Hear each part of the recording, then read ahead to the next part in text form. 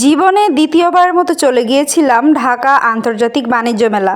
চারপাশে সব দামি দামি স্টল আর বিদেশি সব স্টল দেখে আমার চোখ কিন্তু গোলকধাঁধা হয়ে গিয়েছে। আর তারই কিছুটা অংশ আপনাদের সাথে শেয়ার করব। যাই হোক এভরিওয়ান, আসসালামু আলাইকুম। আশা করি সকলেই ভালো আছেন।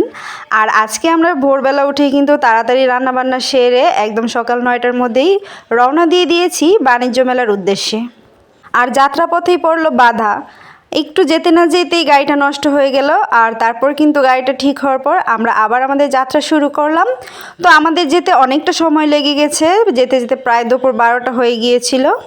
আর যখনই আমরা মেলার বাহিরে অবস্থান করেছিলাম, খুবই সুন্দর ফুলের দোকান দেখে একটু ছবি তুলে নিলাম।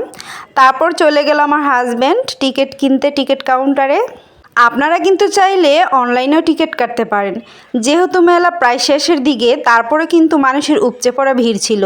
যেহেতু আমরা দুপুরের সময় গিয়েছিলাম, তাই কিছুটা মানুষ কম ছিল। প্রায় বিকেলের দিকে কিন্তু অনেক মানুষ হয়েছিল, একদম উপচে পড়া মানুষ। চারিদিক শুধু মানুষ আর মানুষ ছিল। আর দুপুর টাইমে মানুষের ভিড় কিছুটা কম ছিল। আর আমি কিন্তু চারপাশটা একটু ভিডিও করে তারপরে কিছু ছবি তুলে নিয়েছি। আর ভিতরে গিয়ে দেখি এক পাশে ব্যাগের দোকান, আরেক সাইডে জামা কাপড়, বিভিন্ন ধরনের স্টল। আসলে এমন কোনো ব্র্যান্ড বা এমন কোনো জিনিসপত্র নেই যেগুলো ওখানে পাওয়া যায় না। কসমেটিক্স আর জুয়েলারি দোকান দেখলে তো আমি অলওয়েজ দুর্বল হয়ে পড়ি। তারপরও আমি এগুলো দেখে কেন জানি না দুর্বল হয়েও সবল হয়েছিলাম। ভাইরে ভাই, সবল হওয়ার একটি কারণ, যেমন দাম আর পকেটে টাকাও নেই এত যে এত কিছু কিনবো, কারণ যেটাই দেখি সেটাই পছন্দ হয়ে যায়। তবে যেহেতু গিয়েছিলাম, সাধ্যের মধ্যে কিছুটা কেনাকাটা করেছি। আর যা তো যেটা দেখে সেটাই বলে আই কিনি, আমিও বলি আসেন কিনি।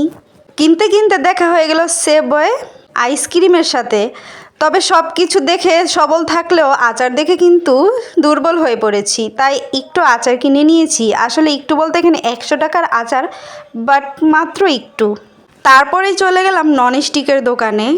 আজকে দেখি নন স্টিক কিনতে পারি কিনা।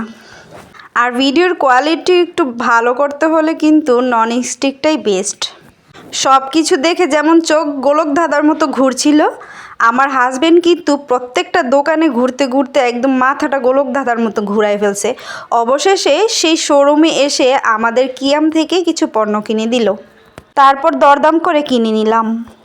3 দিন 4 রাত, 4 রাত 4 আঙুল মাপ দেবেন, প্রেস করবেন, বডি ওয়েটে ছেড়ে দেবেন। সাইডে 1/2 ইঞ্চি 1 ইঞ্চি বের হলে রুটি হয়ে যাবে সাথে সাথে।